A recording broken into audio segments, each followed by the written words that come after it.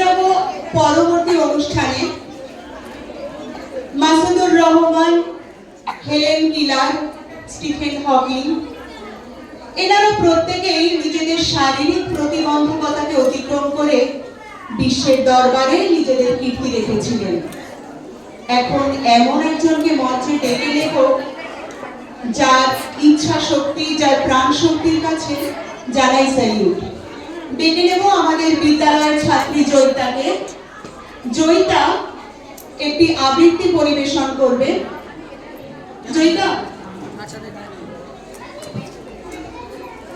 জয়িতার মাকে একটু বলবো ওকে একটু নিয়ে আসতে মঞ্চে। আর দাদা একটা স্ট্যান্ড লাগবে, একটা স্ট্যান্ড একটু দিতে হবে।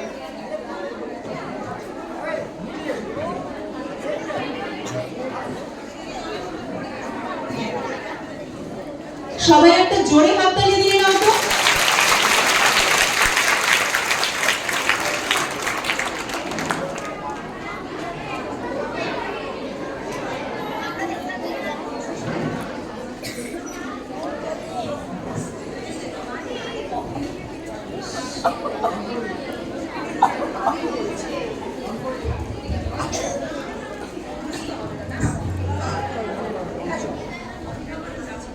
নমস্কার, আমার নিবেদন কবি কাজী নজরুল ইসলামের লেখা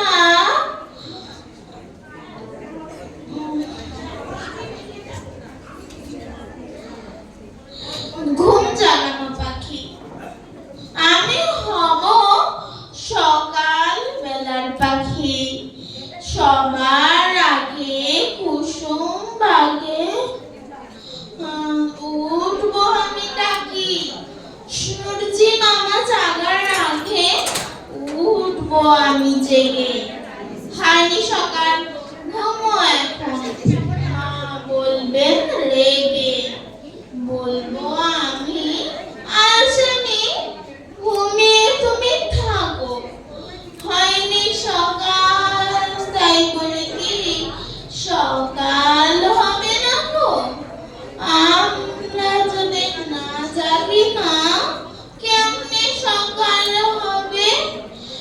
তোমার মেয়ে উঠলে গো মা, রাত পোহাবে তবে। উষা দিদি ওঠার আগে উঠবে পাহাড় চুড়িয়ে। দেখবো নিচে ঘুমায় শহর, হিতে মাথা মুড়ে। ঘুমায় শহর বালু চড়ে, নদীর মোহনায়। বলবো আমি ভোর হলে যে সাগর ছুটে আয়। ঝর্ণা মাসি হাসি, খুকি এলি নাকি? বলবো আমি নই গো খুকি, ঘুম জাগানো পাখি। নমস্কার। ভীষণ সুন্দর, ভীষণ সুন্দর। চলে এসো জয়িতা। আমি আরেকবার বলছি, বাঁদিকে যে শিল্পী কলাকুশলীরা দাঁড়িয়ে রয়েছে তারা কিন্তু স্টেজে যখন পারফরমেন্স হচ্ছে তোমরা কিন্তু বাঁদিকে সমানে ডিস্টারবেন্স ক্রিয়েট করছো। আমি কিন্তু বারবার বলছি যে যখন কোনো পারফরমেন্স হবে নিজেদের মুখ বন্ধ রাখার চেষ্টা করবে, কিন্তু বিশ্বাসে কথা বলবে। এটা কি অভদ্র ব্যবহার?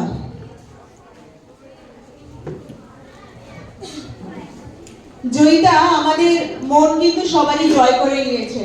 তার সাথে এটাও বলি যে শিক্ষা কিন্তু কোনো বয়স থাকে না, বা শিক্ষা গ্রহণ করবো কার কাছ থেকে তারও কোনো বয়স থাকে না। জয়িতা আমাদের চেয়ে অনেকটাই ছোট, আমাদের কন্যা সম, আর তোমাদেরও বোনের মতো। তবে জয়িতা কিন্তু আমাদের একটা বড় শিক্ষা দিয়ে গেল, অনেক কিছু না বলেও। আরেকবার জোরে হাততালি দাও। চলে যাব পরবর্তী অনুষ্ঠানে। মানুষ সৌন্দর্যের পূজারী। সেই সৌন্দর্য বাহ্যিক হোক বা আভ্যন্তরীণ। সেই সৌন্দর্যের সাধনায় কখনো ফুটে উঠি এককভাবে, কখনো বা একত্রে। কবির সাধনা ফুটে ওঠে তার লেখনীতে। এখন সেই সাধনার খানিক ঝলক দেখব দিদিদের একটি নৃত্যের মধ্যে দিয়ে।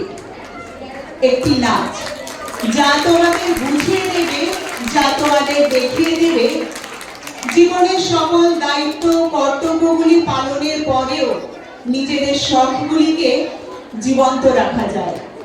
মঞ্চে ডেকে নেব মৌমিতাদি, শালমলিদি, সৃজয়দি এবং সুবর্ণাদি।